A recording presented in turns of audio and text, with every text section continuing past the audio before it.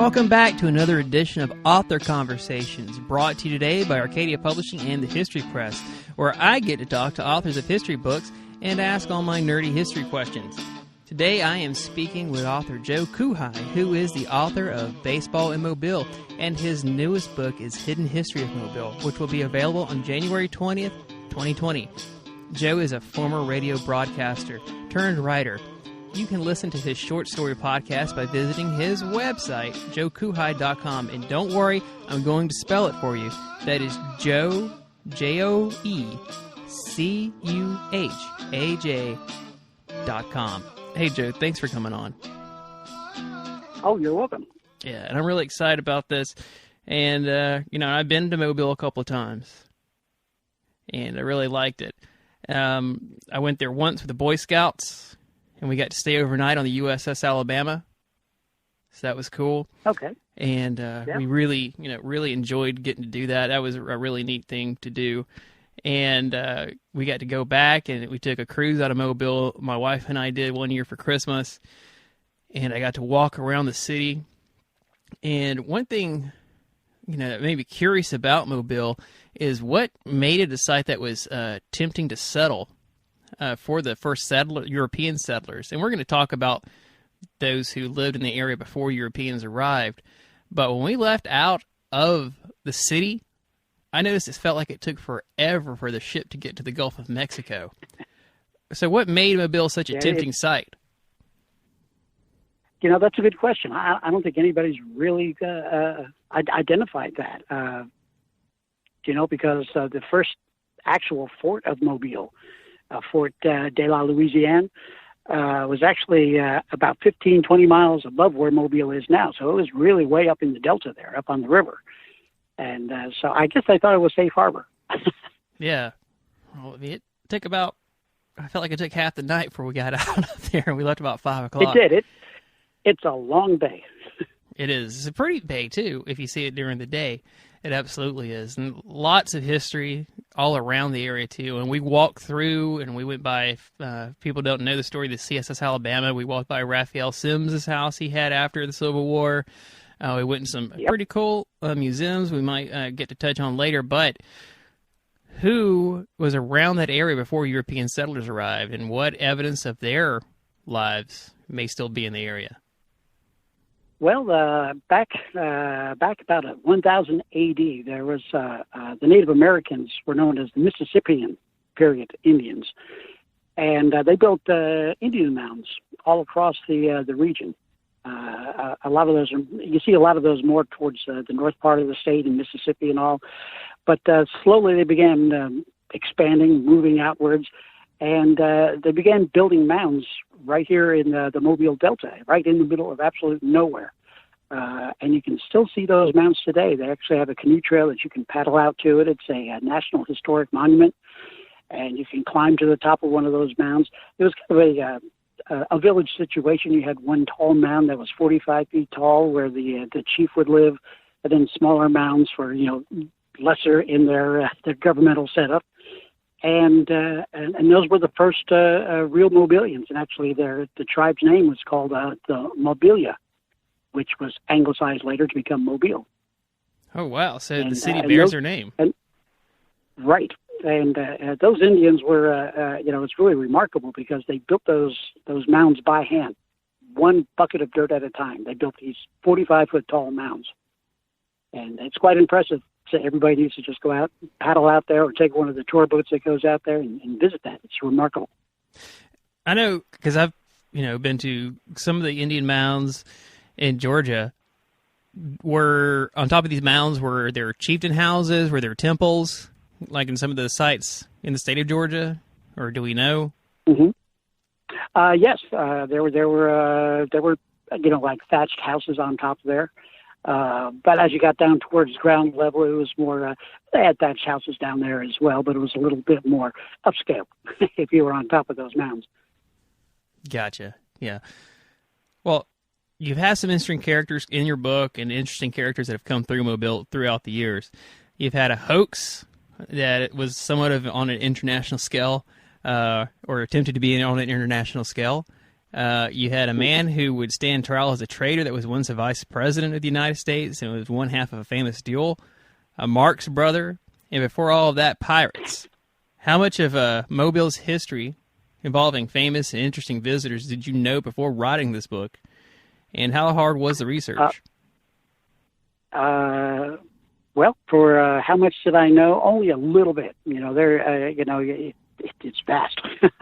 It's over. The actual city itself is way over 300 years old, and the stories just keep coming. Even now, after the book has been put to bed, I'm getting more and more stories and more interesting stories.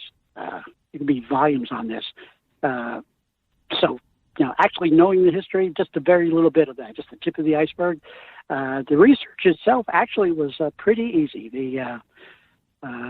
We have a local history and genealogy library, part of the city, and the people there were just great, pointing me in the right direction, showing me, all the hidden files to go back and look at some records from the past. So the research itself was pretty easy, but it was real fascinating work. Spent a lot of time with dead people. Oh, yeah. And, when I talk about the famous duel, of course, I'm guessing people would guess I'm talking about Aaron Burr, and Right. People sometimes, I know there are people who think maybe he gets a bad rap, but I don't think he gets a bad enough rap because he was kind of a bad character. He kind of had a high opinion of himself, and even, when you talk about him being arrested in Alabama, he has this whole idea of you don't know what you're doing, you don't have the authority to arrest me, but he was there representing the United States government. The person who's arrested him was there representing the United States government trying to arrest him. So he still has this high opinion of himself even there, with the full authority of the United States coming down on him. It's kind of hard to imagine. It's kind of a story that you have to really picture how the area was set up at that time, because it was under the influence of Spain. It was all controlled by Spain up to the 34th parallel latitude and longitude lines. Everything above that was part of the United States. Everything below that was part of Spain. And Mobile fell below that 34th parallel. And so for some reason, and nobody knows quite why or for sure, what his real intent was. But it was believed that he was coming down to the Mobile area to try to annex Mobile, Pensacola, Florida, into its own separate country. Yeah. And the United States government, their idea, their thinking was that they wanted Spain to continue to hold on to the area as long as they could until the United States could move in and take over, make them into states, the area into states. But here comes Aaron Burr down, and he wants to try to make it into a separate country all its own. And it's quite a unique story how he actually stumbled onto a shack just north of Mobile and was asking directions. And the people inside the shack realized that's Aaron Burr, the former vice president of the United States. And they go get the local sheriff, and they confront Burr, and he's like, like you say, real arrogant, real, what are you doing? You don't understand. They paddle up the river to Fort Stoddard, which is part of up above the 34th parallel in the United States. They get the commander of the fort, and say, you got to come down here. Aaron Burr's here. And so they paddle down. They meet Burr at a tavern, and the following morning, they start talking to Burr, and the commander realizes that this really is Aaron Burr, and he says that, well, I arrest you on behalf of the United States, all this. And Burr says, you're young, you don't understand. You don't know the rules, you can't do this to me, I'm just a traveler. Well, they did it anyway. They arrested him and floated him back up north, where he stood trial for treason against the United States. He was acquitted, but he was arrested here in Mobile. Yeah, and there's an interesting tie here to where I live at in Charleston, because his daughter married a Charlestonian, and after all this, Aaron Burr sends for her, and she ends up going missing at sea on her way to see him. And if all this wouldn't have happened, she wouldn't have traveled to try to meet him, and ended up missing at sea.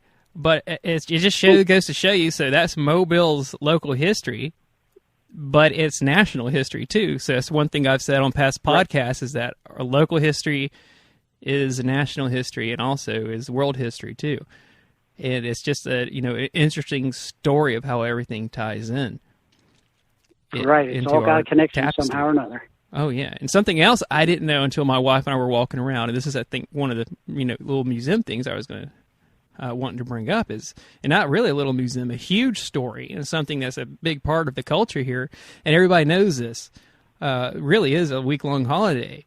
So we were walking around and we saw this museum, and we wanted to go into it and spend a lot of time there before we left on the cruise.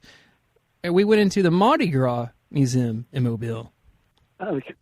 And we didn't realize that Mobile has the claim to fame to Mardi Gras more than New Orleans They does. do. Would you share a bit of the Mardi Gras tale with Mobile, if you could? Well, the first thing, and it's pretty much a settled fight between New Orleans and Mobile. But the claim to fame for Mobile is that we had the first Mardi Gras celebration in the United States, right here in Mobile. There was a fellow by the name of Michael Kraft, and it was actually on New Year's Eve when it first happened. Him and a bunch of friends were out drinking, walking around the streets of town, and they were loud and boisterous. And they came to a hardware store, and the hardware store had a bunch of cowbells and rakes on display outside of the store on the stoop. And they accidentally knocked the stuff down. And so Kraft and his friends, they pick up the cowbells, they pick up the rakes, and they start parading up and down the streets making noise. And someone says, hey, well, what's the name of your group who's parading here? And he says, we are the Cowbellion De-Rakin' Society. And that was the first Mardi Gras society. And from there, Mardi Gras began. They had regular celebrations and parades. Many members of the Cowbellions went to New Orleans and helped set up their Mardi Gras there. The Order of Comus was one that they helped create. And the thing about Mardi Gras and between New Orleans and Mobile, and I mentioned this in the book, is you can't have one without the other. They will forever be linked together. The traditions, they just keep passing them back and forth, even to this day. Mystic societies, where, the upper class would have their secret parties. They'd be in masks, and you couldn't get in unless you were a member of this society. Their fancy balls. All these traditions go back and forth between the two. So it's really interesting. It really is. And I couldn't, unless you go to the museum and you see the actual, because every year it kind of has its own theme, and you see the actual, gowns Right. and costumes. They're very intricate. A picture doesn't do those things justice. You need to see them in person. Oh yeah, It's unbelievable. yeah. The gowns, the parties. It's all amazing. And the one story and we were talking a little bit about the cold. The one story in the book that I tell is they call it the most beautiful Mardi Gras ever. It was just snow, ice covered the city. The lights of the town were just shimmering off the snow. That would have been one Mardi Gras I would have liked to see. Wow. Yeah, I'll pass on that one. But yeah, yeah, that would be something. I don't know. You know what? It's once in a lifetime thing. I might have done it. Now you do pay tribute in the book too to Mobile and its music history. And I watched that great documentary, World War I, that was on PBS not too long ago. And, from there, and also did a little bit more research because I was so interested in it. Heard the story of the Harlem Hellfighters band.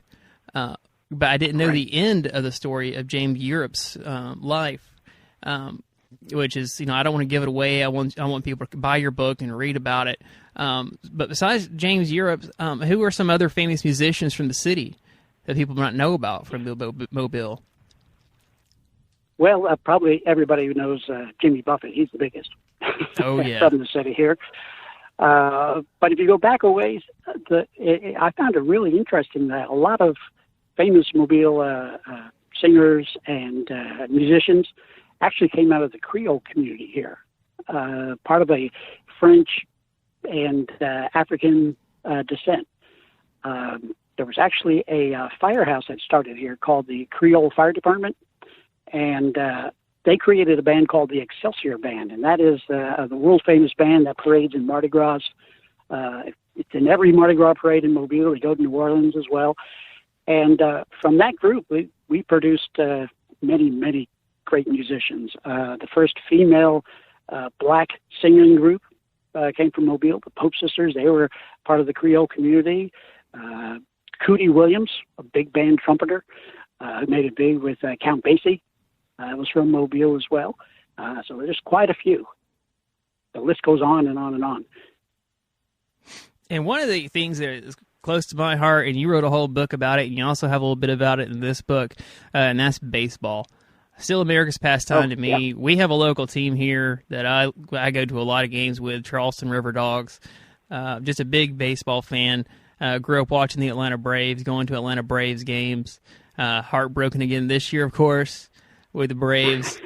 It seems to be the story of our life now with the Braves, especially after the World Series in '95. I can relate. Yeah. So, you talked about the relationship between Mobile and Cuba. Tell us a little bit about Mobile's early contributions to the days of baseball. Well, being a port city, Mobile, had all these sailors coming in, and they would talk about baseball in different forms. It was called town ball, ground ball, different names back in the 1860s. And one of our first teams was actually a college team at a local Jesuit college, Spring Hill College. And that was back in 1860 that the Badgers were first playing there. And you can go out to their campus now and go to Stangal Field. And it pretty much looks the same as it did back then. The same buildings are around there. But that's where this fellow by the name of Amicio Gillo, he went to school at Spring Hill College. And when he left, he had played baseball with the Badgers. And when he left, he brought the first balls and bats back to Cuba. And he organized the very first baseball team on the island and the first league. So he's credited with bringing the sport to Cuba. And, of course, it came via Mobile. So that's the first biggest claim to fame we have here. But probably the biggest claim that we have is that this is the birthplace of 5 Hall of Fame baseball players. It's third on the list, next to behind New York and Chicago. So Hank Aaron tells us it's probably the water that makes so many players come from Mobile. Oh, Hammer and Hank. That was Hank Aaron. Yep, Hank Aaron, Ozzie Smith. A lot of people don't realize he was from Mobile. Willie McCovey, Satchel Paige, and Billy Williams. Wow. So, quite a list. That is quite a list. All right, so we've talked a variety of subjects that have barely scratched the surface of the Azalea City, and I want people to go out and get this book and go and visit Mobile. It really is a neat place to go see. Go see the USS Alabama. Go see the Civil War forts there. We didn't even talk about the Civil War stories around the area. But before we go, I want to know what is one of your favorite Mobile stories. There. Oh, yeah. I should have known this was coming. I should have known. I think, and it's one that you have to read in the book, but it's the story of how Harpo Marx got his first real harp through Mobile. I think that's quite an interesting story right there. It is a good story. I'm not going to give a lot of away of how he did it, but it involved it was almost like it could have been in one of their movies, the way he did it. Really, it was. It's incredible. Yeah. The one thing you can say about it, though, is that he became Harpo in Alabama. He really before did. He got his harp in Mobile. He was playing in Gadsden, Alabama. He just came from up north, and he's playing a role. And when he wasn't speaking, he was doing some things, some funny things in the play. And when he did speak, though, a reporter who did a review of the play said, the guy is really good as long as he doesn't speak. And he took that to heart, and he swore he would never, ever talk again in movies or in plays, and he never did. And Harpo was born. That's something else. And it's pretty cool that it was in Gadsden, Alabama, because my mom's people are from the Gadsden, Jacksonville, Piedmont area. So, okay. Like a lot of cool connections, with Alabama. And, oh, yes. I have a big heart for the whole state of Alabama. Anyway, so Joe, really do like the book. I think you can tell I like the book. And really looking forward to its launch next year. And looking forward to, events coming up at Page and Palette. and the Haunted Bookshop in Mobile, and looking forward to working with you. And thanks for talking with me today. Oh, it was great. Thank you. Thanks again to Joe, and thanks to all of you for listening. Remember, you can find Joe's books at arcadiapublishing.com and local Mobile, Alabama bookstores, and Joe's websites, joecuhaj.com, joecuhaj.com. Of course, we'll be back next week, hopefully, with another new episode. And, of course, a special thank you for use of the theme song to our podcast by Jay and Bill's Unnamed Band Project. You can find them on Facebook at Jay and Bill's Unnamed Band Project.